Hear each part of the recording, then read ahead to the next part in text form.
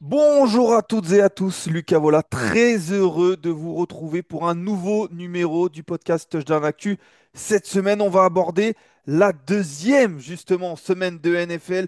Vous avez déjà écouté avec la personne qui est avec moi le débrief des trois affiches déjà et dont le remake du Super Bowl. Mais aujourd'hui, on va balayer tout le reste de cette semaine. Et justement, je le disais, je le teasais pour ceux qui ne nous regardent pas en vidéo.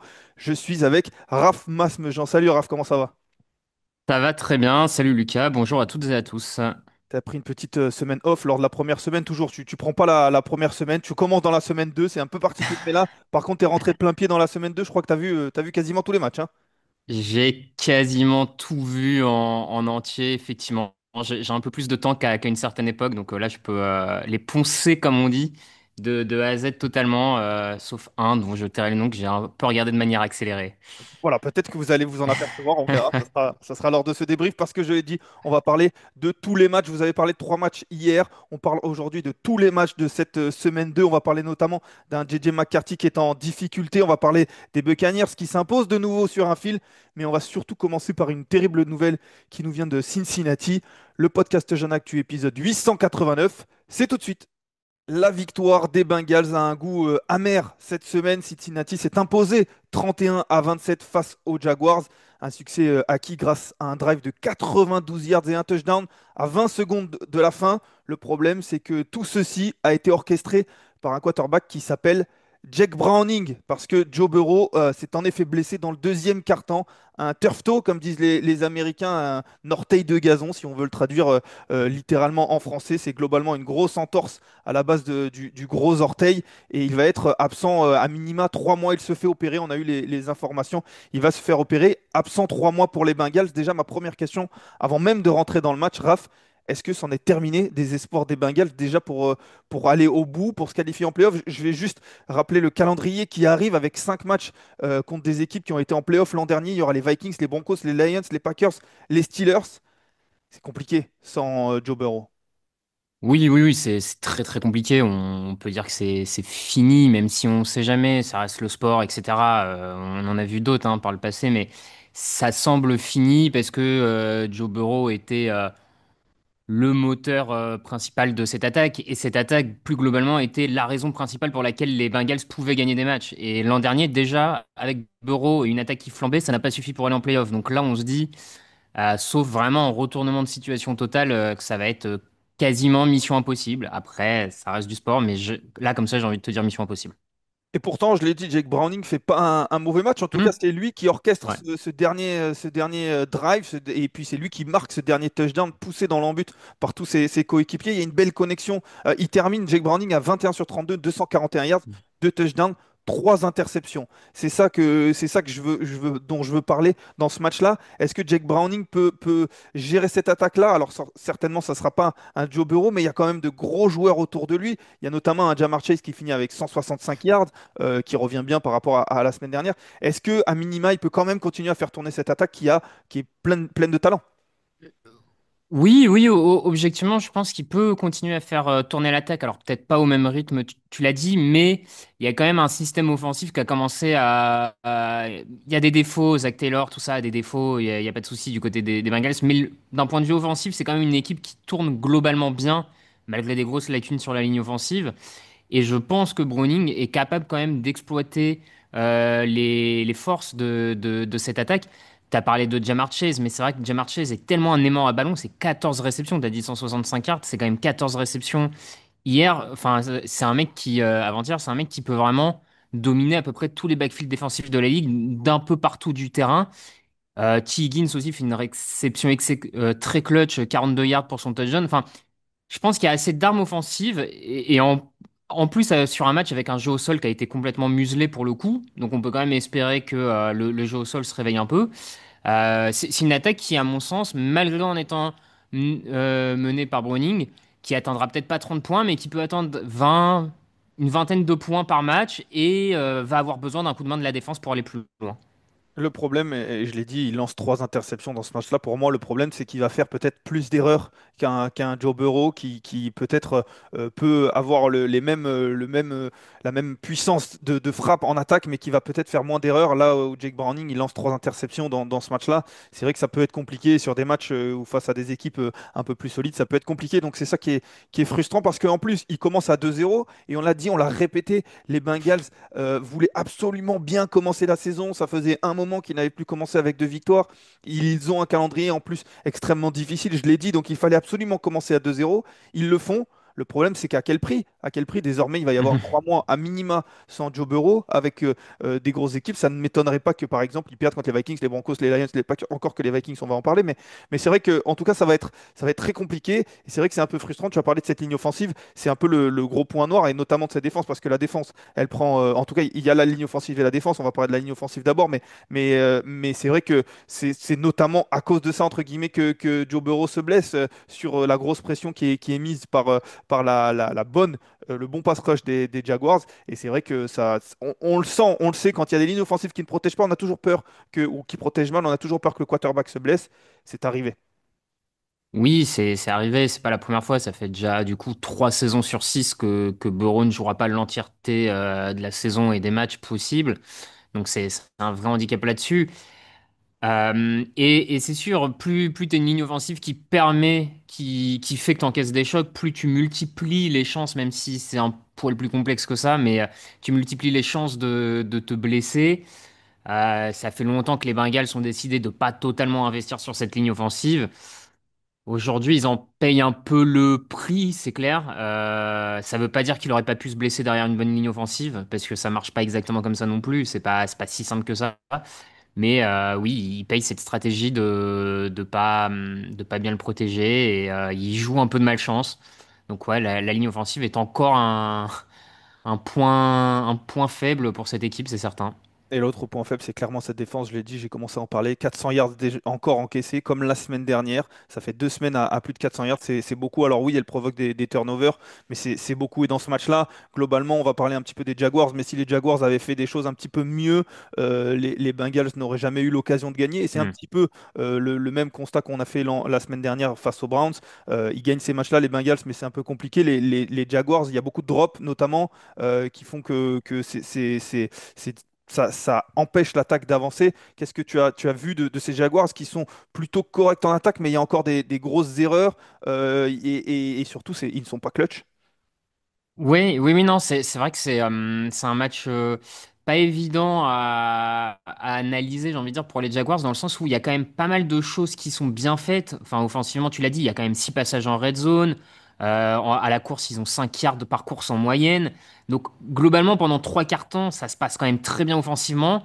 Puis, tu as cet écroulement dans le dernier quart, tu as ces drops notamment de Brown et Brian Thomas sur quatrième tentative qui coûtent très cher. Et c'est pareil, la défense, la défense, je trouve, c'est un peu le même truc. T'as une défense qui fait quand même 3 interceptions, qui muselle con- totalement le jeu au sol des Bengals. Et pourtant, à la fin, tu perds quand même ce match. Alors que franchement, sur l'ensemble du match, on a quand même l'impression que Jacksonville était au-dessus des Bengals. Ils le perdent toujours. Donc oui, c'est un manque de clutch. Ça montre encore le travail que doit faire Liam Cohen pour vraiment rendre cette équipe constante de A à Z. Donc si on est optimiste, on a envie de dire quand même qu'il y a des bases intéressantes. Il y a des, ouais, il y a des bases intéressantes, mais c'est vrai qu'il manque encore cette capacité du côté de Jacksonville à vraiment conclure et peut-être que ça va arriver en cours de saison. Faut espérer ça pour eux. Ouais, il y a une bonne, tu disais côté des espoirs, Liam Cohen qui quand même qui est en train de redonner vie à Travis Etienne, le Mm, running back qui avait été drafté au premier tour il y a quelques années, dont on se disait que c'était peut-être un bust. Là, ça fait 214 yards déjà en 2 matchs, c'est quasiment la moitié des yards gagnés l'an dernier. Je crois qu'il a un peu plus de 500 yards, 580 mm. yards, donc là en 2 matchs. Donc c'est plutôt une bonne chose. Un petit point aussi sur Travis Hunter qui a joué 42 snaps en attaque, il n'avait joué que 6 snaps en défense la semaine dernière. Il y a eu la blessure de Jarian Jones, le cornerback, et donc Travis Hunter a joué 37 snaps en défense.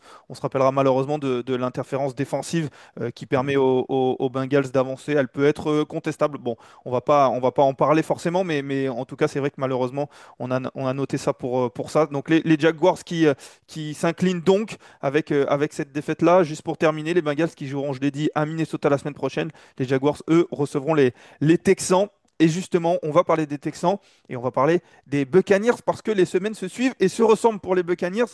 Les joueurs de Todd Bowles ont à nouveau gagné sur le fil. Cette semaine, c'était à Houston, donc je l'ai dit, ils se sont imposés sur la plus petite des marges, 20-19. Ils ont mené tout le match, les Buccaneers, jusqu'à un touchdown de 25 yards de Nick Chubb à 2 minutes de la fin de la rencontre qui a permis aux Texans de repasser devant.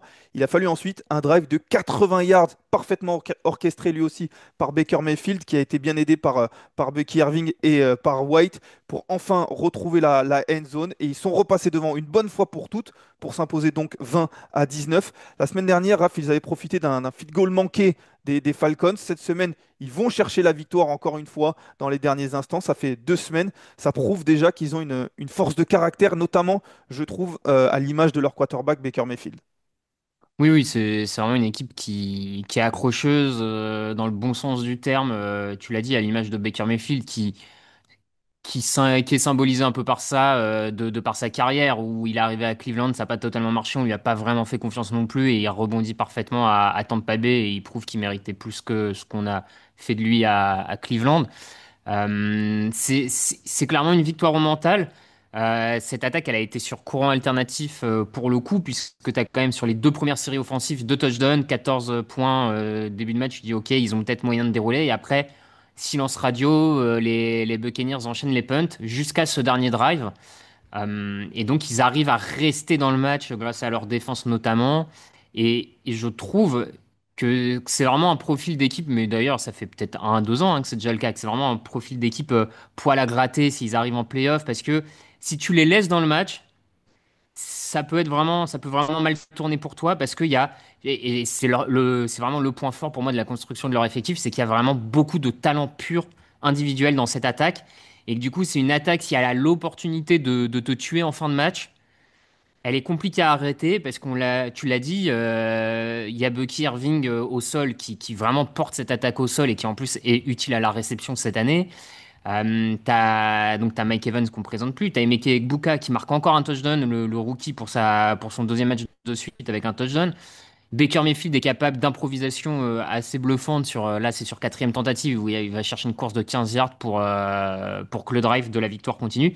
Enfin voilà, c'est pas l'équipe la plus enfin c'est pas l'équipe la plus forte et c'est pas un rouleau compresseur, mais vaut mieux essayer de s'en détacher le plus possible. Ouais, tu parlais d'une équipe poil à gratter, et en effet, il y a pas mal d'absents, et notamment Chris Godwin aussi qui pourrait revenir, Tristan Wirfs qui pourrait revenir de nouveau, Jalen McMillan aussi qui pourrait revenir, donc il y a beaucoup de joueurs qui pourraient revenir. Tu parlais d'une équipe poil à gratter, c'est intéressant, je voulais m'arrêter sur ça parce que quand tu dis pour la gratter, on a l'impression que c'est une équipe qu'on n'attend pas forcément et qui va gêner des grosses équipes. Mais est-ce qu'on n'est pas passé dans la phase où les Buccaneers, ça y est, sont justement l'équipe à faire tomber déjà dans cette division, mais forcément, mais parce que c'était l'une de mes questions. Est-ce que c'est pas devenu l'une des équipes, alors peut-être favorite de cette NFC avec au même titre que d'autres équipes, peut-être aller un petit peu en dessous des Eagles, mais est-ce qu'on mettrait pas cette équipe-là déjà tout en haut plutôt qu'une équipe qui peut embêter sur un tour ou deux tours? En considérant que c'est une équipe qui peut aller en finale de conférence, qui peut prétendre à un Super Bowl. Je ne sais pas, est-ce qu'on va jusque-là? C'est pas faux. C'est pas faux. Maintenant que tu le dis, c'est vrai que quand on regarde là, après 2 semaines, le niveau global, on va dire comme ça, en NFC, même si forcément les choses vont s'affiner progressivement, c'est vrai que les Buccaneers ont largement de quoi prétendre à être top 3 NFC sur ce qu'on voit depuis le début de la saison. Donc c'est vrai qu'à partir du moment où tu es top 3 de ta conférence, t'es plus vraiment une équipe surprise, tu es une équipe qui a l'ambition d'aller au bout.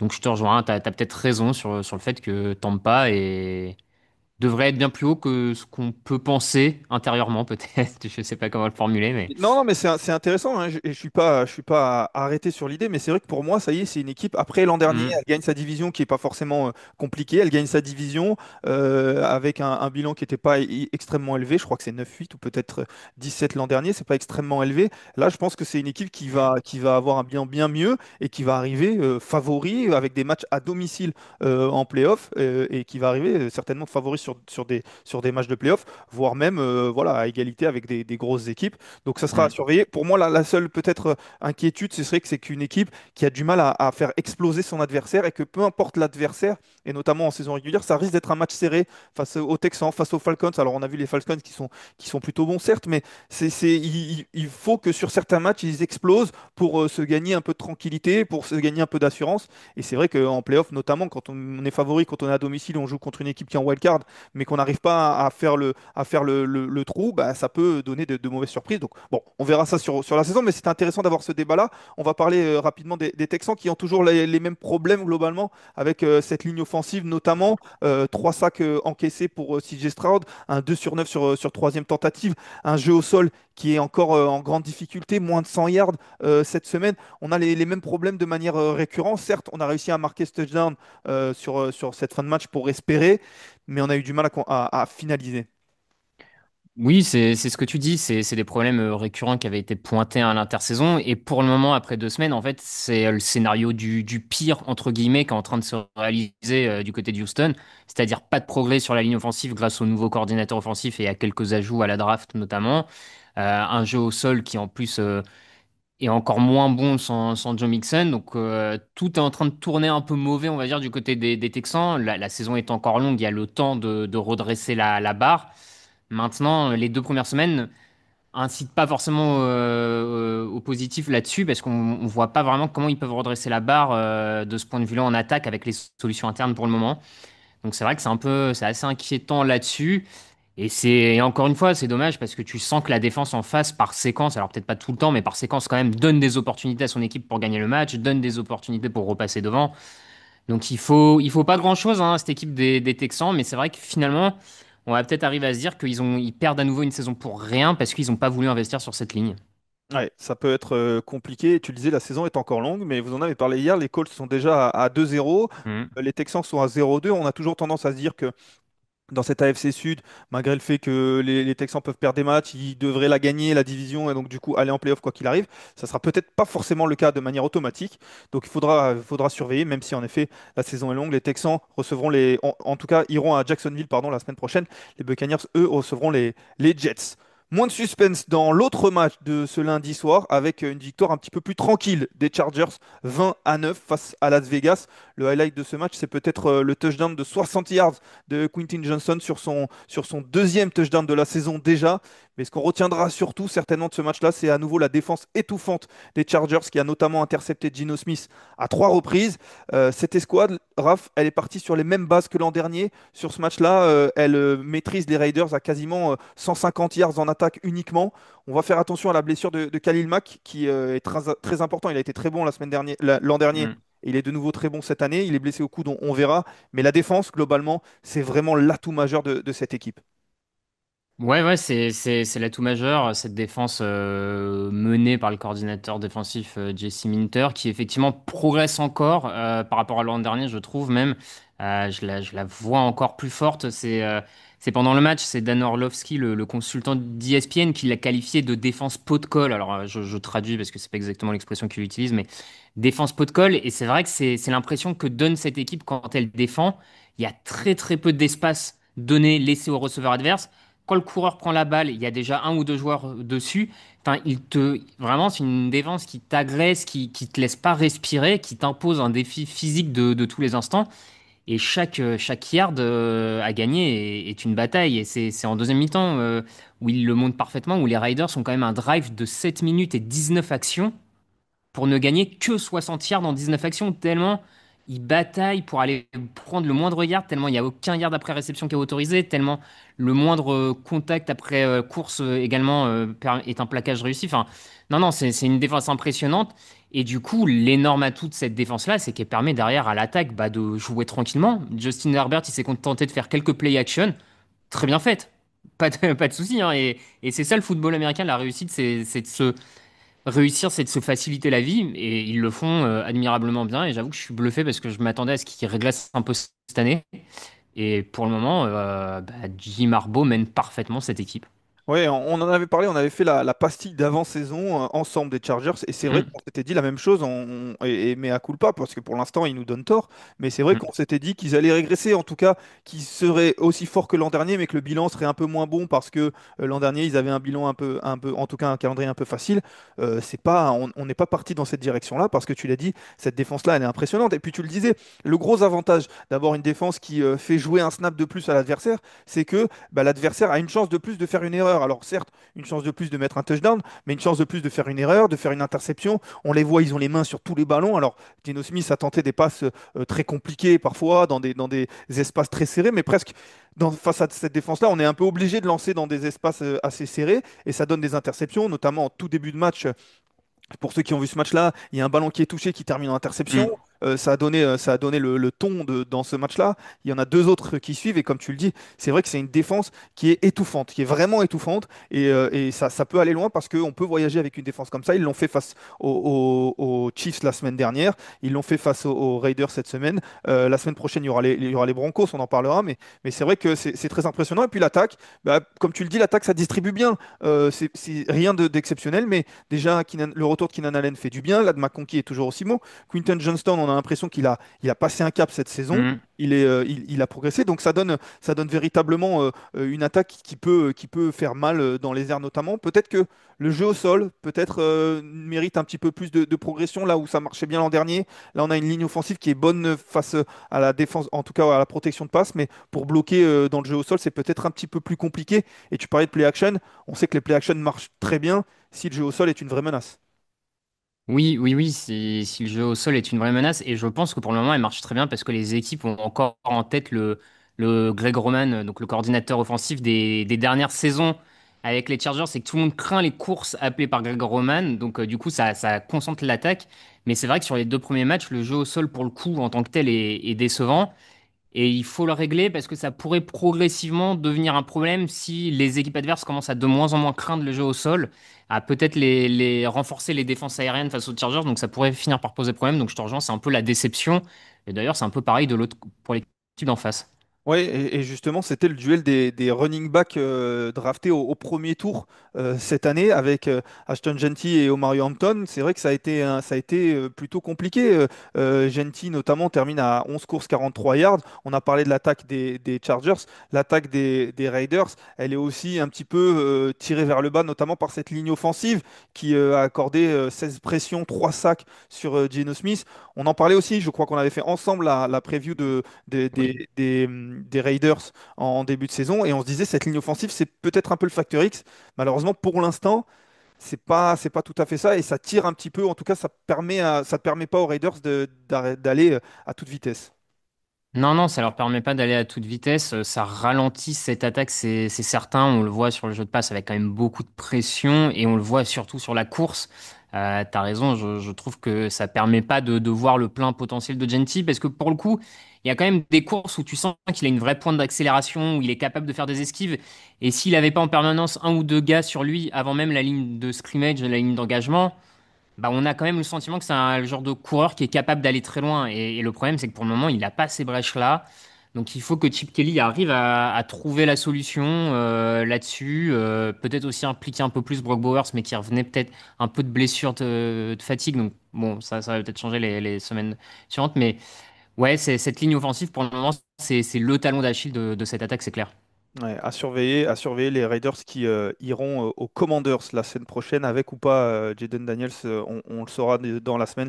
Les Chargers, je l'ai dit, face aux Broncos. Les Chargers qui sont à 2-0, j'en parlais tout à l'heure des Colts dans cette AFC West, ils sont à 2-0, les Chiefs sont à 0-2.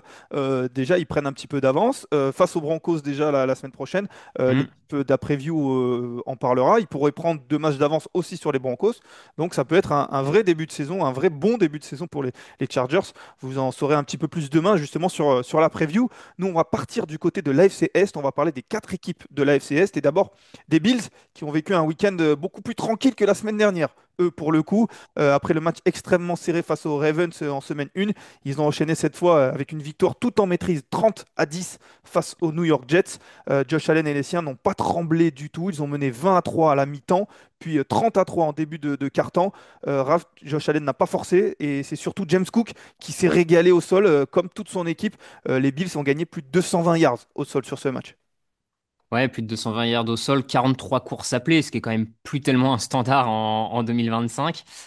Donc c'est vraiment une très très bonne performance de la part de la défense des Bills qui effectivement a joué simple. La course marche, on continue à courir. Pourquoi prendre des risques avec des ballons lancés même s'ils sont lancés par Josh Allen?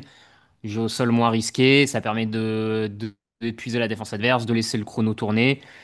Et ils l'ont très bien fait. Ils ont tenu le ballon 40 minutes.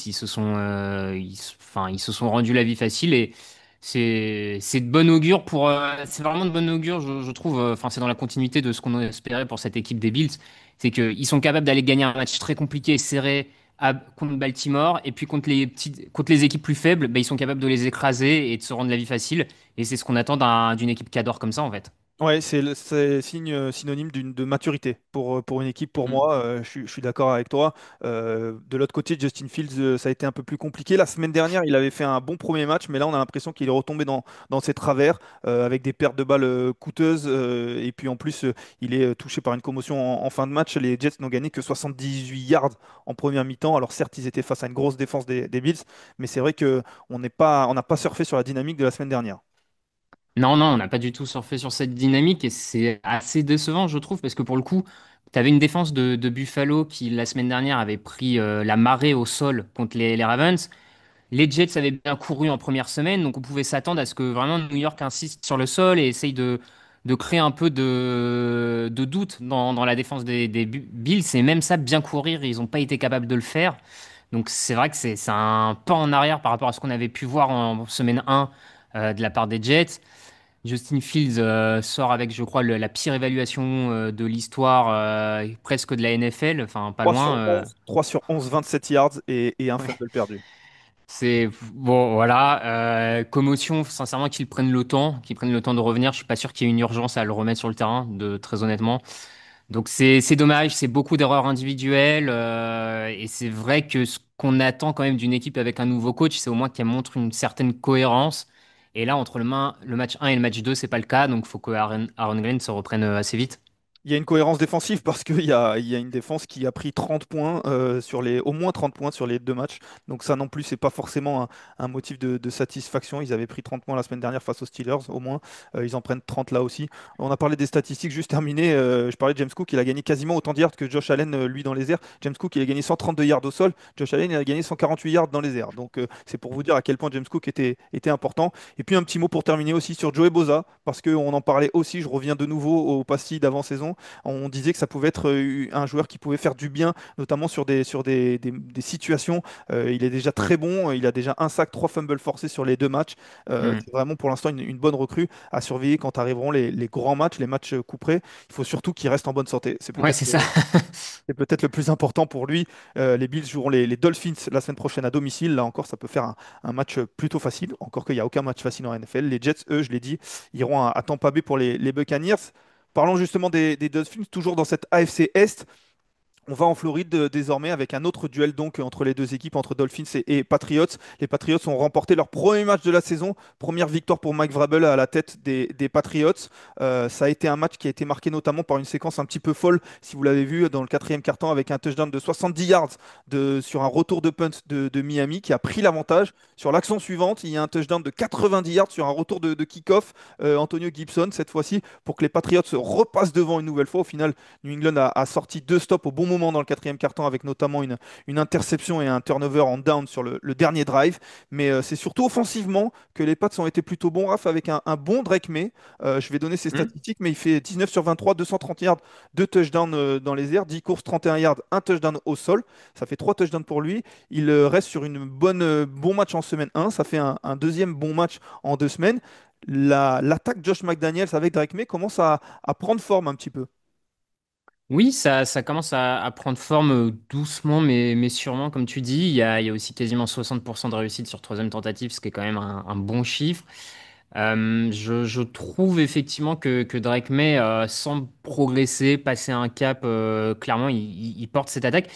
Et c'est quand même une bonne performance face à un front seven qui est peut-être la seule bonne chose actuellement du côté de Miami, qui est quand même le front seven des Dolphins, qui est pas facile à manœuvrer. Et je trouve que Drake May il s'en est quand même là-dessus pas trop mal sorti. Il est aussi intéressant à la course. Enfin, il peut sortir sur certains jeux. Donc, on alterne pas trop mal les cibles. La semaine dernière, on avait vu beaucoup Hunter Henry. Là, on le voit un peu moins. On en voit d'autres. Non, ça prend forme cette attaque de McDaniels. On n'est pas encore sur du top, hein, du top attaque qu'on s'entende bien. Mais pour un quarterback de deuxième année, par rapport à d'autres quarterbacks de deuxième année dans la ligue, je trouve que lui, on sent une vraie progression. Donc là-dessus, c'est positif. Et j'irais quand même aussi un peu du côté de la défense avec un pass rush qui est de nouveau très efficace du côté des Patriots. Ouais, alors du coup, pour le coup, je suis pas pas trop d'accord avec toi sur ce pass rush-là. Je trouve que ça a été Ah. l'un des points noirs l'an dernier pour les Patriots, et c'est pas beaucoup mieux. Alors, ils ont sorti le pass rush quand il fallait en fin de match. Je suis d'accord avec toi. Harold C'est Landry dur. qui fait un sac en fin de match, mais sur les deux derniers drives, il y a ce pass rush, mais sur tout le match-là, sur toute la globalité du match, je suis pas forcément d'accord. Et justement, ça a permis aux Dolphins d'avoir des jeux un peu plus longs, d'avoir un Tua Tagovailoa qui a un petit peu plus de temps dans la poche. Et d'ailleurs, il y a un super touchdown il y a une super passe pour Tyreek Hill de 47 yards. C'est la première passe de plus de 30 yards de Tyreek Hill depuis la première semaine l'an dernier. Donc pas la semaine dernière, hein, mais il y a Hmm. plus d'un an Ouais. parce que Tua Tagovailoa et Tyreek Hill n'arrivaient plus trop à se connecter sur la longue distance. Ils l'ont fait et je trouve que c'est notamment grâce à ce pass rush qui a certes progressé et qui, je suis d'accord avec toi, a sorti les bonnes actions au bon moment, notamment sur les deux derniers drives dont je parlais. Mais je trouve qu'il y a encore une progression sur ce secteur-là. Mais c'est vrai que c'est intéressant à regarder en tout cas. Ouais, écoute, moi je trouve qu'ils sont à 9 sacs au bout de deux matchs. Là, sur ce match, ils en sont à 5. J'entends hein, les sacs arrivent un peu tard, mais pour le coup, je note quand même que les sacs ils sont faits par Landry, par Milton Williams, par Spillane, par Calvin Chaisson, les quatre recrues de l'intersaison. Donc je me dis, quand tout le monde va arriver vraiment à pleine maturité dans ce système défensif-là, on peut. Enfin, je trouve que le potentiel après deux matchs et la différence par rapport à l'an dernier est déjà notable.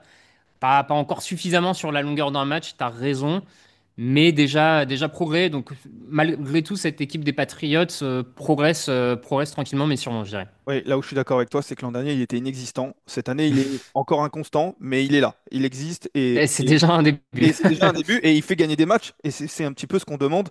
Donc je suis d'accord avec toi qu'il y a il y a une vraie progression. Et la patte, je parlais de la passe Josh McDaniel sur l'attaque, mais la patte McVrabel est en train de prendre aussi sur la défense parce que tu l'as dit, c'est les recrues et certainement les recrues de McVrabel, les Harold Landry notamment, qui connaît bien le coach. Un petit mot sur Ramondre Stevenson aussi, parce qu'on parlait des cibles, mais lui a été très bon. 11 courses, 54 yards, plus 5 réceptions, 88 yards. Le jeu au sol a plutôt bien marché, 122 yards, et ça permet aussi, on parlait des play action, ça permet à la play action d'être crédible pour Drake May, et ça lui permet d'avoir un petit peu plus de temps et un peu plus de liberté. Donc c'est vrai que c'est plutôt des bons signes pour les Patriots qui n'avaient pas fait un mauvais match la semaine dernière, mais qui avaient perdu face aux Raiders.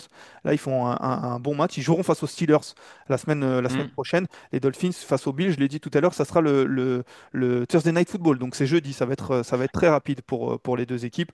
Tu te vois sourire, ça sera peut-être pas forcément un match hyper serré, mais en tout cas, ça va être rapide. On termine cette AFC avec le match entre les Ravens et les Browns. Les Ravens qui avaient besoin de se défouler après la frustration de la semaine dernière et cette défaite face aux Bills, qui n'aurait jamais dû être une défaite, ils se sont vengés et ils ont mis la marée aux Browns. Une victoire 41-17 qui fait du bien au moral. Les Ravens ont pris le dessus petit à petit dans ce match-là. Hmm. Le début a été un petit peu plus compliqué, mais la fin de match a été bien mieux. Ils ont notamment inscrit 3 touchdowns dans le quatrième quart-temps, dont un fumble retourné sur 63 yards par Roquan Smith. C'est certainement le tournant de ce match-là. On n'était pas inquiet pour les Ravens, Raph, au vu du match de la semaine dernière, mais je l'ai dit, ça fait quand même du bien au moral, une large victoire, même si le contenu, on aura peut-être à en parler, mais en tout cas, quand on voit 41-17 et une victoire face à des Browns, ça fait du bien. Oui, oui, ça fait du bien. Il fallait rapidement gagner, et gagner avec la manière, ou en tout cas avec un score d'ampleur pour se rassurer. Ils le font. Alors quand je dis se rassurer, je suis pas sûr que du côté de la main Jackson et compagnie, ils étaient inquiets, hein. Mais bon, voilà, disons qu'il fallait quand même au moins comptablement ouvrir le compteur de victoire. Ils le font bien. Je trouve le contenu, je vois peut-être où tu veux en venir sur le jeu au sol, mais peut-être que c'était là-dessus que tu voulais parler. Malgré tout, je trouve, alors du coup, je vais partir direct sur l'optimisme là-dessus. Je trouve que c'est quand même une bonne nouvelle pour Baltimore d'être capable de marquer plus de 30 points en attaque, parce que j'enlève le touchdown retourné de Roquan Smith, donc ça fait autour de 34 points en attaque. Être capable de marquer 34 points quand ton jeu au sol est limité à 2 yards par course et que tu t'appelles Baltimore. Je trouve ça assez positif parce que ça veut dire, pour ceux qui en doutent encore que Lamar Jackson a vraiment passé un palier dans les airs et que maintenant c'est un quarterback qui est au top aussi dans les airs et qui est capable de disséquer à peu près tout le monde. Et donc je trouve que c'est positif de pouvoir gagner sans son jeu au sol quand t'es Baltimore. Ouais, 4 touchdowns lancés pour Lamar Jackson. Il finit à 19 sur 29, 225 yards. Il a été très propre. Mais c'est vrai qu'il y a ce jeu au sol qui est la grande force des Ravens depuis que Lamar Jackson est là. Et encore plus depuis que Derrick Henry est là. Et c'est vrai qu'on voit un Lamar Jackson qui ne gagne que 13 yards. C'est rare de voir des fiches de stats comme ça, 13 yards au sol. Un Derrick Henry qui n'en gagne que 23, c'est encore plus rare quasiment. Donc c'est vrai que c'est peut-être ça. C'est là où il va falloir. Là non plus, on n'est pas inquiet. C'est un jeu au sol qui a toujours marché et qui a extrêmement bien marché l'an dernier. Donc ça devrait arriver. Mais il n'y a que 81 yards en première mi-temps gagnés par les Ravens. Peut-être juste à surveiller. Mhm, On va, peut-être. on va surveiller ça. En tout cas, les Ravens qui sont à 13-2, en tout cas Lamar Jackson qui est à 13-2 après une défaite. Très rares sont les doubles défaites pour les Ravens. Juste de petites statistiques, de petites infos. Joe Flacco qui jouait pour la première fois à Baltimore en tant qu'adversaire. Ça fait un petit moment quand même qu'il est parti des Ravens. Il a bougé un petit peu dans la ligue, mais c'est la première fois qu'il jouait à Baltimore en tant qu'adversaire. Et puis on a un touchdown de Devontae Walker qui en NFL a 3 réceptions, 3 touchdowns. Voilà, c'est du 100%. Lui, dès qu'il attrape un ballon, c'est un touchdown. Donc ça fait pas beaucoup de réceptions, mais ça fait 3 touchdowns. Les Browns, à l'inverse, eux, ont été en difficulté. Ils prennent 41 points sur ce match-là, pas forcément aidés par une interception, un punt bloqué, comme tu l'as dit, un fumble retourné. C'est peut-être beaucoup de points pour cette défense qui n'en valait pas autant, mais c'est compliqué et mené par un Joe Flacco qui, bah, on le sait, est inconstant, fait des matchs comme très bon comme la semaine dernière, un peu moins bon comme cette semaine. C'est ça, tu l'as dit, c'est pas une défense qui vaut ce qu'elle a pris au tableau d'affichage. C'est une défense meilleure que ça. Et d'ailleurs, elle l'a montré pendant quasiment une mi-temps, qu'elle était quand même capable de tenir tête face à des très bonnes attaques, portées par un Miles Garrett encore excellent. Mais c'est comme souvent, c'est une défense qui finit par craquer parce que l'attaque donne des munitions supplémentaires à l'adversaire avec ses pertes de balles, le fait qu'elle n'est pas vraiment capable d'avancer. Donc voilà. On avait parlé des rookies la semaine dernière du côté des Browns avec des rookies qui avaient été plutôt bons, notamment un Ron Fanning. Mais là, il y a Quinton Judkins qui est arrivé, on le sait, hein, qui n'avait pas joué la semaine dernière, qui est arrivé 10 courses 61 yards. C'est un bon ratio pour son premier match. Ça peut être aussi les points d'espoir pour Cleveland dans le futur. Ils joueront face aux Packers. Ils recevront les Packers la semaine prochaine. Les Ravens, eux, joueront et recevront les Lions pour le Monday Night Football. Ça sera lundi, ça sera un énorme match. Ravens Mhm. Lions, on a plutôt envie de voir ça. Parlons désormais du Sunday Night Football, le match en prime time de dimanche entre les Vikings et les Falcons. On va pas se mentir, il a fallu attendre les 3 dernières minutes pour voir le premier et seul touchdown de cette partie. Atlanta s'est imposé 6-22 dans un match cadenassé. Il aura fallu un touchdown de Tyler Algier, pardon, et 5 field goals pour venir à bout des Vikings qui ont été quasiment inoffensifs. Honneur aux vainqueurs habituellement, Raph, mais là j'ai envie de parler quand même de l'équipe qui a perdu. J'ai envie de parler forcément de JJ McCarthy qui est observé. On en parlait la semaine dernière, on en parle forcément cette semaine. Il a été en difficulté. Il y a beaucoup de passes imprécises, notamment pour JJ McCarthy. Et il y a 2 interceptions à la fin. Quand je donne ces statistiques, ça fait 11 sur 21, 158 yards, aucun touchdown, 2 interceptions. Oui, oui, un JJ McCarthy encore imprécis et qui par ailleurs est blessé, hein, il va rater 2 à 4 semaines a priori de match, donc voilà. Mais effectivement, le joueur de deuxième année qui n'en est qu'à 2 matchs, rappelons-le, NFL, a été encore imprécis. Je l'ai trouvé très en difficulté pour comprendre ce que faisait la défense adverse. Vraiment, il s'est fait souvent avoir par des faux blitz appelés par la défense des Falcons où il pensait que la marée allait lui venir dessus et en fait non, et il lançait trop vite, il partait dans tous les sens. Enfin, il est pas prêt, on peut pas lui en vouloir. Ça arrive, il y a des quarterbacks qui ont besoin d'un peu de temps et lui, on le répète, ça fait que 2 matchs, mais c'est vrai que il est peut-être pas au niveau qu'on pouvait espérer et je pense qu'il n'est pas au niveau qu'espérait Kevin O'Connell, son coach. Et les Vikings qui sont allés récupérer il n'y a pas si longtemps que ça Carson Wentz, qui va être le quarterback remplaçant, en tout cas qui était le quarterback remplaçant, qui va Mm. remplacer JJ McCarthy, qui tu l'as dit est blessé. Ça va être intéressant de voir si Carson Wentz fait des matchs plutôt corrects. Est-ce qu'on va remettre JJ McCarthy avec les deux matchs qu'il a fait? C'est vrai que ça va être intéressant. Après, c'est pas le seul problème. JJ McCarthy dans cette équipe-là, il y a une ligne offensive qui l'aide pas Non. vraiment. Déjà, il y a beaucoup de blessures dans cette ligne offensive. Ça fait que il y a beaucoup de changements. Il y a 6 sacs encaissés dans ce match-là. C'est plutôt un problème global. Ils ont joué qu'un quart-temps en fait sur deux matchs. Quand on y repense, Mm. quand on pense au match de la semaine dernière, il n'y a eu que le quatrième quart-temps sur deux matchs. Ça fait peu pour une équipe qui était annoncée quand même comme très solide cette année. Oui, oui, ça fait trop peu et c'est quand même deux matchs avec des scénarios globalement identiques, hein. La défense tient bien, limite la casse et fait que tu peux espérer quasiment, on va dire, jusqu'à la fin. Sauf que l'attaque n'y arrive pas. Le jeu au sol est aussi très décevant, en partie lié à la ligne offensive. Mais c'est vrai que à titre personnel, je pensais vraiment qu'une doublette Aaron Jones Jordan, et Jordan. Mason, ouais, c'est ça, Jordan Mason pouvait faire mieux que ça. Là, c'est vrai qu'on sent les deux un peu empruntés et Jones d'ailleurs est un peu blessé. Donc oui, il faut vite redresser la barre en attaque parce que pour le moment, les Vikings sont vraiment à côté de la plaque, ouais. Ouais, ça va être compliqué. En face, il y a un très bon jeu au sol. La semaine dernière, les Falcons sont un peu déviés de leur identité. Ils ont décidé de revenir vraiment à Mhm. ce qu'ils font, ce qui fait leur force, le jeu au sol. Et ça a marché 218 yards au global, dont 143 seul pour le seul Bijan Robinson. C'est plutôt très solide, le jeu au sol des Falcons, en tout cas sur ce match-là. Et puis, la différence entre les deux quarterbacks, c'est qu'un Michael Penix, lui, il n'est pas flamboyant, tout comme JJ McCarthy, mais il fait pas d'erreur. C'est peut-être un QB qui va être gestionnaire, mais quand il y a un bon jeu au sol et un QB qui fait pas d'erreur, ça donne une équipe qui peut gagner des matchs.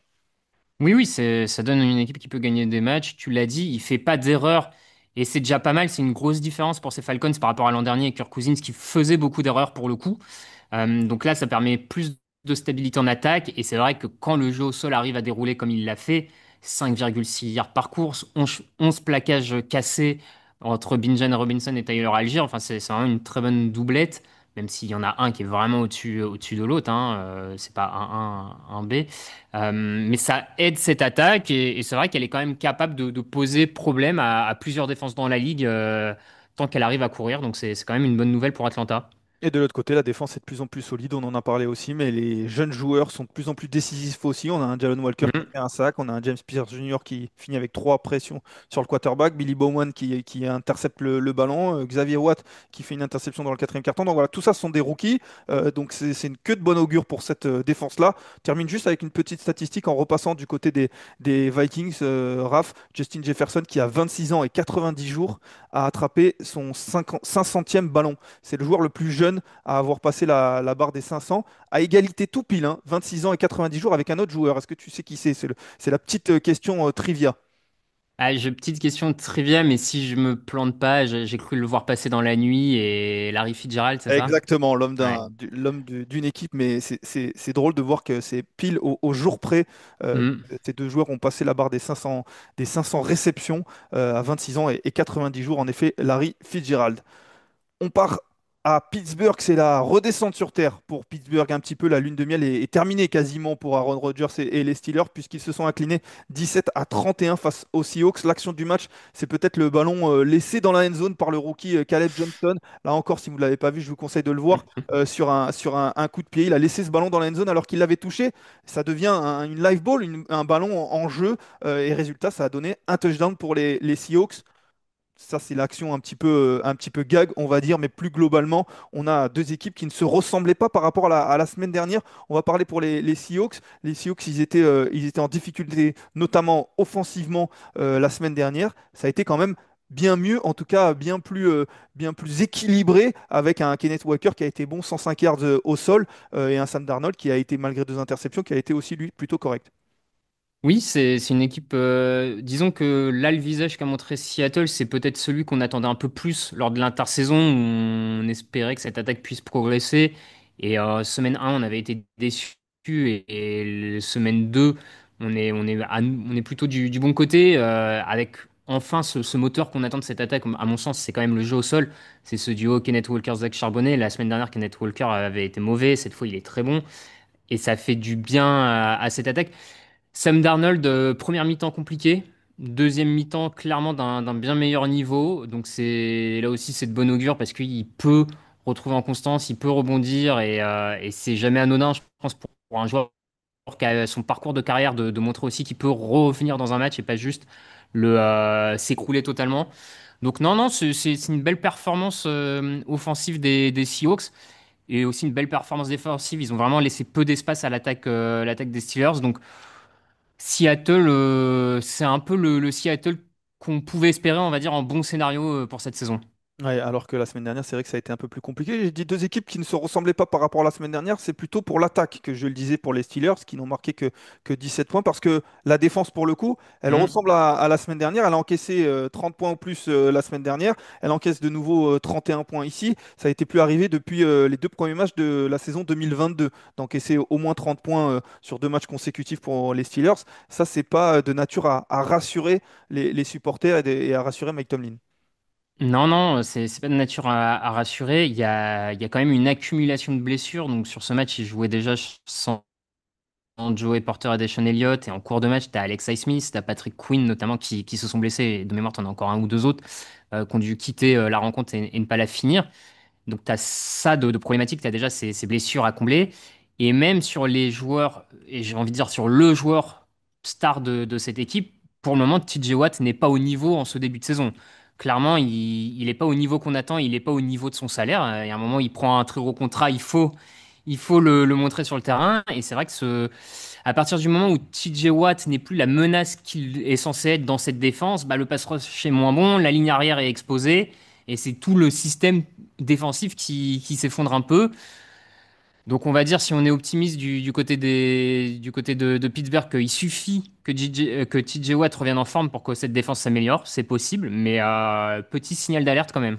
Je cherchais les statistiques de TJ Watt sur ce match-là. Il est à 4 plaquages et 2 QB hits. C'est vrai que on est loin des C'est standards pas énorme pour espérés. lui. Ouais, on est loin des standards espérés pour lui, qui est un adepte du sac, qui est un adepte du fumble forcé et qui peut faire une grosse différence dans cette défense, en effet.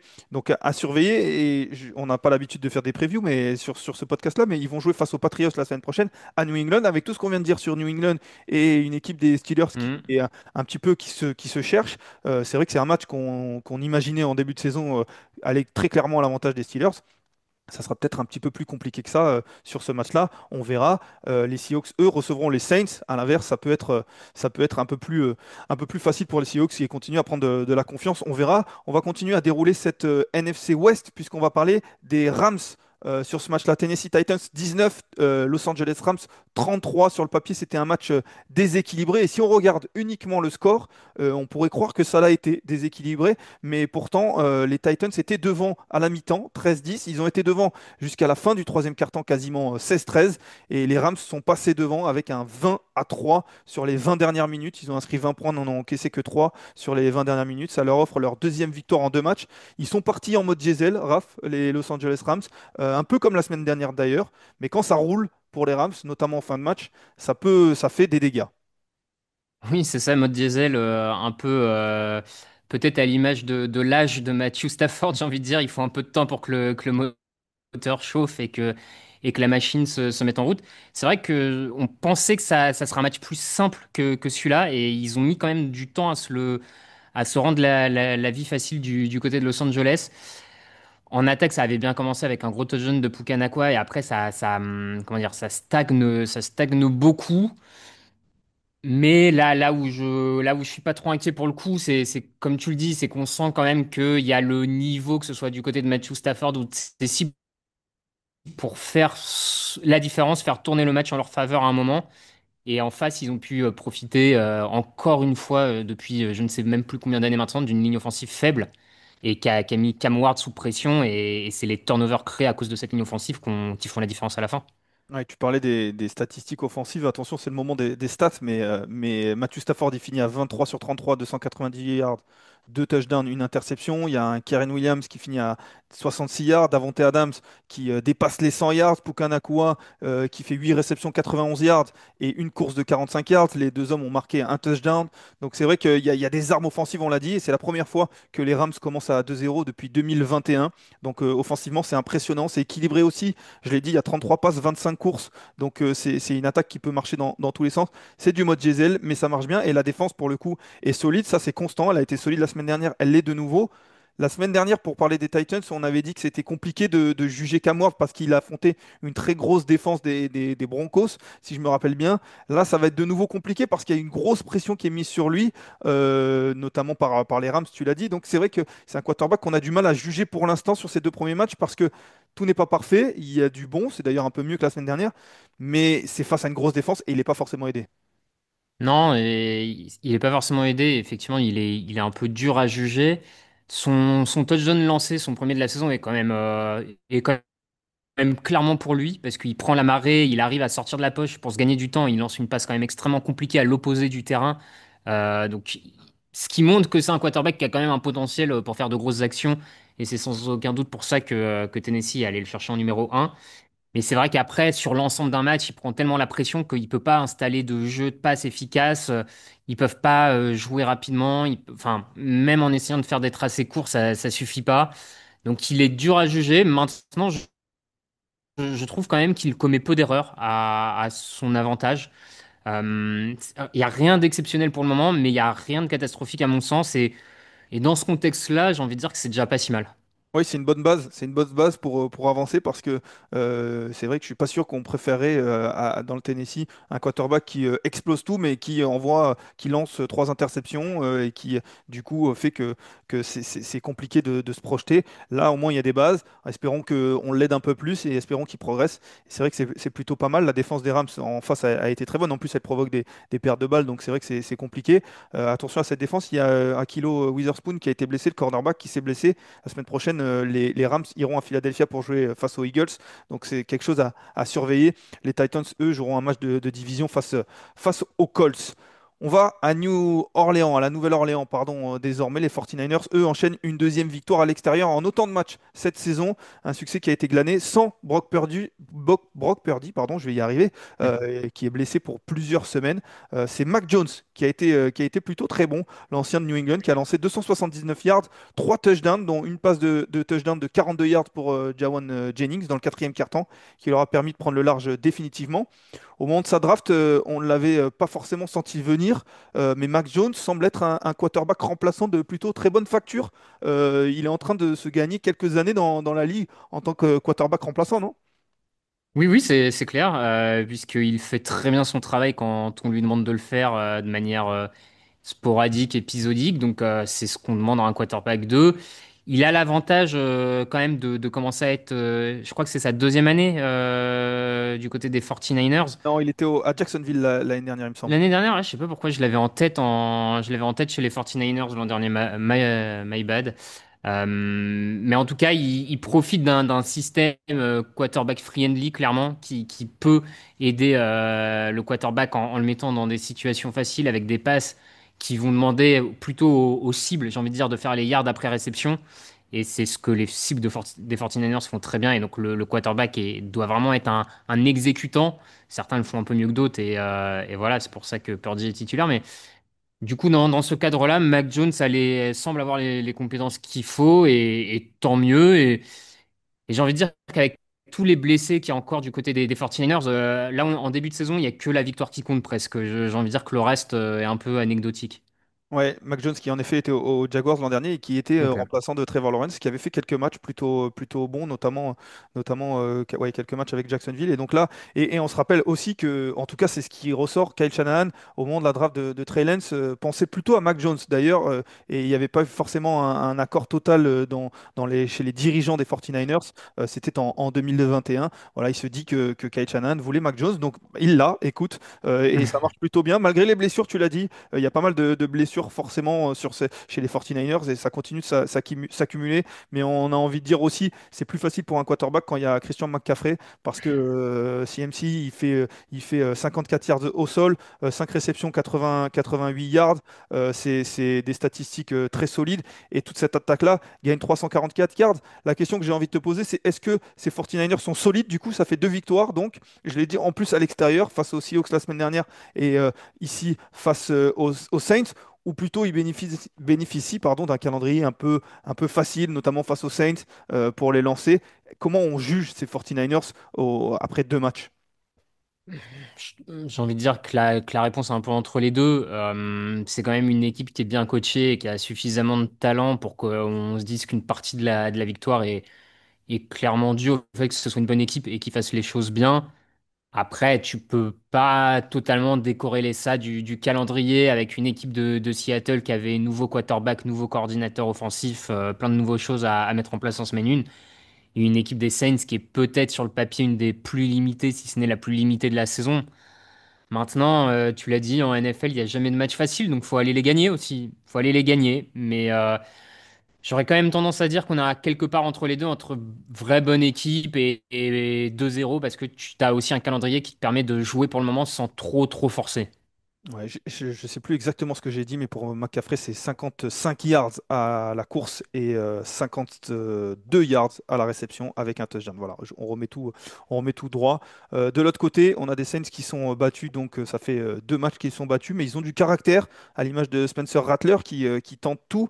Malheureusement, ils ont 2 drives dans le quatrième quart-temps pour repasser devant et ils ne réussissent pas à repasser devant parce que ça manque de talent globalement, on le dit toutes les semaines, mais c'est plutôt faible, mais ils se battent en tout cas. Oui, ils se battent et mine de rien, je trouve que c'est quand même un bon signe pour le nouveau coach Kellen Moore. On s'attendait globalement à ce que la saison soit extrêmement compliquée pour les Saints. Et pour le moment, les 2 matchs perdus le sont pas énormément. Ils sont dans le match jusqu'à la fin. Il leur faut pas grand-chose. Peut-être pas pour le gagner, mais en tout cas pour être encore plus proche au tableau d'affichage. Donc, c'était pas forcément gagné avant le début de la saison. Je trouve même que la défense est même un peu au-dessus de ce qu'on pouvait imaginer avec comment dire, un Carl Granderson qui revient très bien cette saison, donc alors qu'il était un peu décevant l'an dernier. Ouais, c'est plutôt positif pour ces Saints. Alors bien sûr, là, je pense qu'ils vont pas en gagner beaucoup des matchs, hein, soyons clairs. En même temps, est-ce qu'ils ont Mm. vraiment envie d'en gagner beaucoup? Non, oui, je suis pas sûr qu'ils aient envie d'en gagner. T'as raison. Donc le principal, c'est que le groupe se construise et déjà, s'ils bataillent, c'est déjà pas si mal. Je veux dire, on a toujours forcément envie de gagner des matchs, mais j'ai envie de dire que sur le long terme, c'est peut-être l'idée de pas forcément gagner des matchs, mais par contre, Oui. être dedans, progresser, de voir que la culture mise en place par le coach est en train de prendre. Et c'est vrai que pour l'instant, on est en train de le voir. Alors oui, il y a des erreurs, il y a un fumble de Camara qui fait mal dans ce match-là, il y a encore beaucoup de pénalités, 7 sur ce match, mais il y a plus de 300 yards de gagnés en attaque, donc c'est plutôt pas mal. Tu l'as dit, la défense est de mieux en mieux. Spencer Rattler, il termine à 25 sur 34, 207 yards et 3 touchdowns. Donc c'est vrai que c'est à surveiller. Après, voilà, Kellen Moore, pour l'instant, il n'a toujours pas gagné de match. Alors, vous me direz, ça fait que 2 matchs qu'il est à la tête de cette équipe-là. Spencer Rattler, lui non plus, n'a toujours pas gagné de match, hein. Ça fait 8 matchs qu'il joue titulaire, 8 défaites. Donc, c'est vrai que c'est pas forcément pour la confiance, pour un quarterback, pour la confiance, c'est pas forcément idéal. Les Saints, qui on l'a dit, iront à Seattle la semaine prochaine. Les 49ers, eux, joueront face aux Cardinals. C'est justement les Cardinals, on va en parler parce qu'ils se sont fait peur. Ils pensaient avoir un match en main, ils pensaient avoir le match en main puisqu'ils menaient 20-3 à la mi-temps et puis ensuite ils menaient 27-9 au début du quatrième quart-temps. Mais ils ont donné l'espoir aux Panthers de Bryce Young qui ont inscrit 2 touchdowns dans les 15 dernières minutes avant de récupérer le ballon sur un onside kick. Ça n'arrive plus, ça n'existe plus en NFL de récupérer le ballon sur un onside kick. Mais bien, les Panthers l'ont fait. Ils avaient le ballon de la gagne, mais la défense des Cardinals a resserré la vis au bon moment. Ils se sont finalement imposés 27-22. On retient quoi pour les Cardinals, Raph? On retient la première période qui a été plutôt bonne ou la deuxième période qui est inquiétante? Bah, je t'avoue que moi je suis un peu déçu par cette prestation des Cardinals parce que quand je vois cette première mi-temps solide où vraiment ils font déjouer totalement Carolina, je me dis ah bah ça y est les Cardinals ils ont passé un cap, ils arrivent maintenant à battre facilement entre guillemets les équipes plus faibles. La fameuse Et puis maturité. ouais la fameuse maturité que tu peux espérer avoir en troisième année de ton coaching staff avec Jonathan Gannon etc. Et sauf qu'encore une fois, tu as cette déconnexion totale, milieu de troisième carton, quatrième carton, qui les fait complètement paniquer. L'attaque qui jouait bien déjoue totalement. Heureusement que la défense se réveille et le vétéran Calais Campbell sort le sac qu'il faut au moment où il faut. Et heureusement qu'il est là à son âge, hein, parce que sinon, je sais même pas comment enfin, ils étaient pas loin de se tirer, enfin, de perdre ce match et se tirer une gigaballe dans le pied. Donc ouais, moi je suis un peu déçu quand même malgré tout de cette prestation parce que je pensais vraiment que les Cards pouvaient passer un palier et ça n'a pas l'air d'être le cas. Et donc du coup, ils ont l'air d'être toujours un peu inconsistants. Ouais, il y a un problème dans la zone rouge. Là, il y a notamment une interception dans la red zone qui aide pas.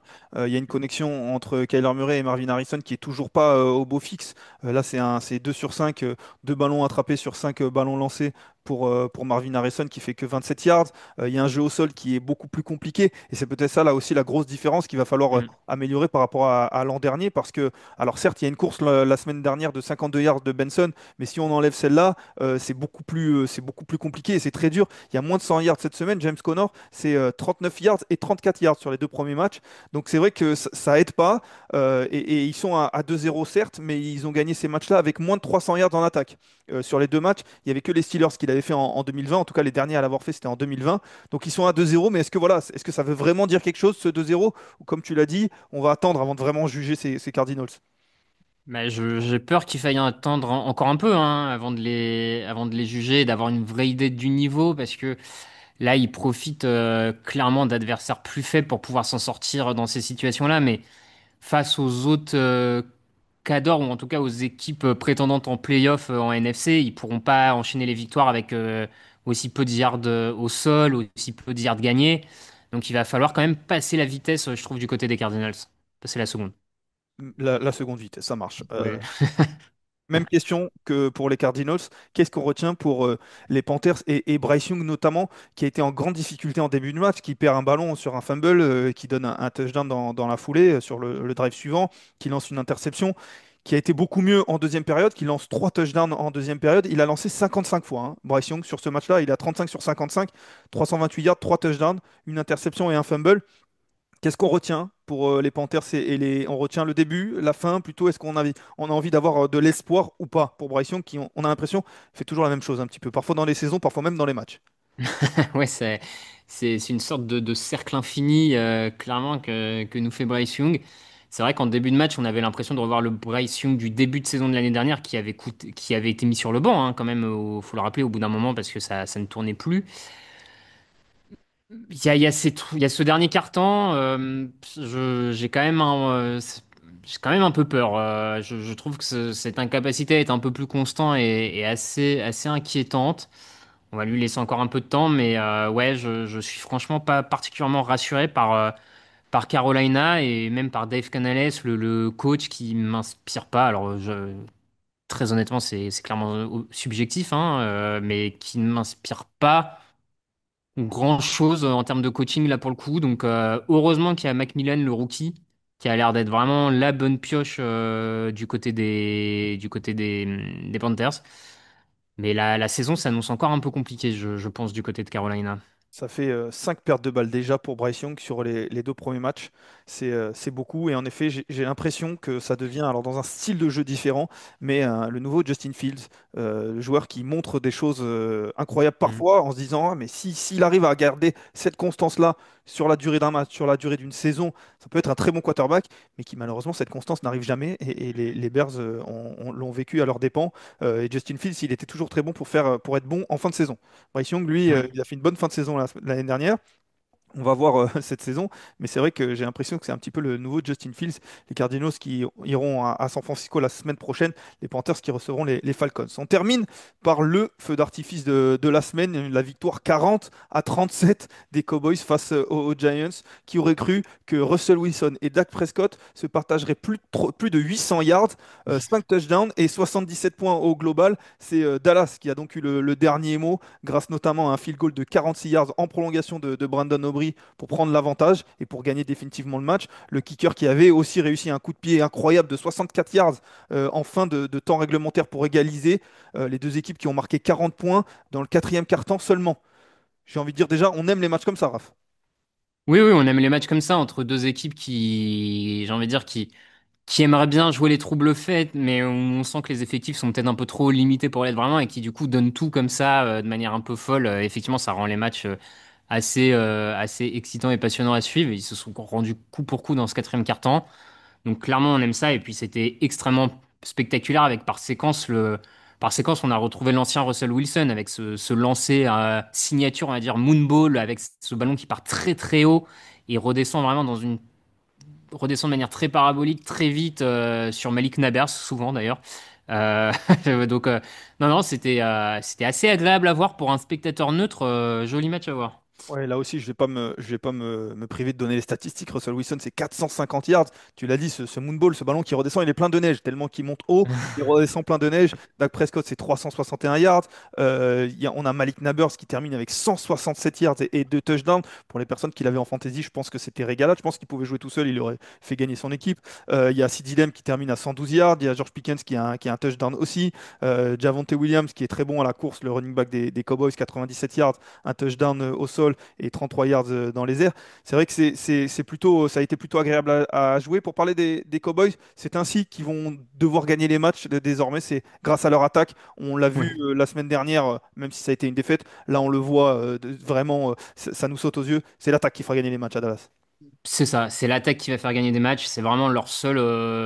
Un peu, je trouve, dans le modèle similaire des Bengals de l'an dernier. Il faut aller gagner en attaque et espérer que chaque semaine, Dak Prescott et ses partenaires puissent mettre suffisamment de points pour gagner le match. Parce que cette défense, on le voit, a trop de lacunes, trop de joueurs blessés, trop de trous pour espérer quoi que ce soit. Parce que j'aime bien le Russell Wilson nostalgique, mais en 2025, prendre 450 yards à la passe contre Russell Wilson, c'est absolument pas possible. Enfin, tu peux le tourner dans tous les sens, c'est pas possible.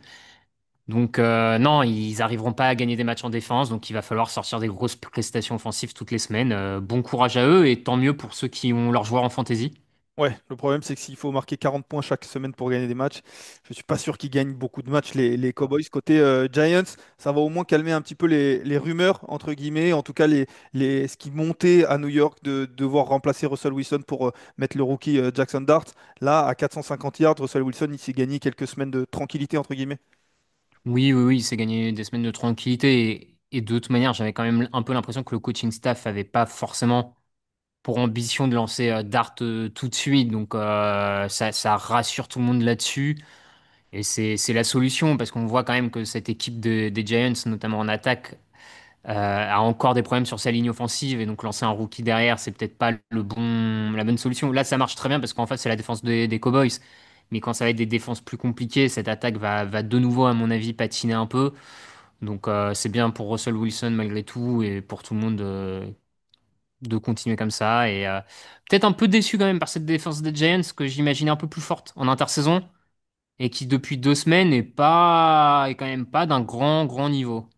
Ouais, c'est vrai que cette défense-là, elle prend beaucoup de yards, elle a pris des points. Alors il y a du talent, il y a des choses, mais c'est vrai qu'elle prend pas mal de points. Les Giants qui joueront pour le Sunday Night Football, le match du dimanche soir face aux Chiefs la semaine prochaine, ça sera à surveiller. Et une défense qui peut revenir un petit peu sur le devant de la scène en limitant l'attaque des Chiefs qui, vous l'avez entendu et vu depuis quelques jours, est en difficulté. Les Cowboys, eux, iront à Chicago pour affronter les Bears. Donc encore beaucoup de choses. C'est ainsi que se termine l'épisode 889 du podcast Touchdown Actu. N'hésitez pas à nous dire si vous avez trouvé le match que Raph n'a pas vu en entier, si vous avez réussi à entendre quel était le match. Étant un grand professionnel, je doute que vous l'ayez senti. Et en plus, quand on vous dit qu'on ne vous regarde pas, c'est qu'on on se documente, on regarde le match, mais c'est simplement, on le regarde parfois pas en entier. Donc Mais il a regardé beaucoup de matchs. J'ai cru entendre que tu n'avais pas beaucoup dormi entre dimanche soir et lundi, Raph. C'est vrai, j'ai pas vraiment pas dormi. À froid comme ça, est-ce que tu vas retenter l'expérience sur plusieurs semaines ou tu vas opter pour une stratégie différente? On va faire un conciliabule avec mon staff et je Ouais. pense qu'on va opter pour une autre stratégie, Le clairement. coordinateur, le coordinateur du sommeil, il est pas, il était Ouais, pas non. satisfait de ce qui s'est Ouais, passé. c'est clair. c'est clair. Écoutez, en tout cas, nous, on sera là. Vous avez encore beaucoup de podcasts à partir de demain. Il y a les previews, il y a la fantasy. Et vous en avez l'habitude désormais. On est rentré dans dans le format que vous connaissez avec beaucoup de choses. On est désormais sur YouTube. Vous le voyez peut-être, vous nous avez peut-être vu. N'hésitez pas à vous abonner, à mettre les alertes aussi parce qu'il y a des vidéos qui vont arriver. N'hésitez pas à mettre un petit pouce bleu aussi. Et puis, vous pouvez nous suivre sur tous les réseaux sociaux. Vous en avez l'habitude, sur toutes les plateformes de podcast si vous nous écoutez. Le site touchdownactu.com et donc les réseaux sociaux. Voilà, tout cela, vous en avez l'habitude. Nous, on se dit à très vite. On sera de nouveau là la semaine prochaine, en tout cas pour ma part. Je crois que tu seras là aussi dès lundi et mardi, Raph. Je crois que tu C'est doubles ça. la mise. Et puis, on va rentrer donc dans le programme habituel. Allez, ciao, ciao!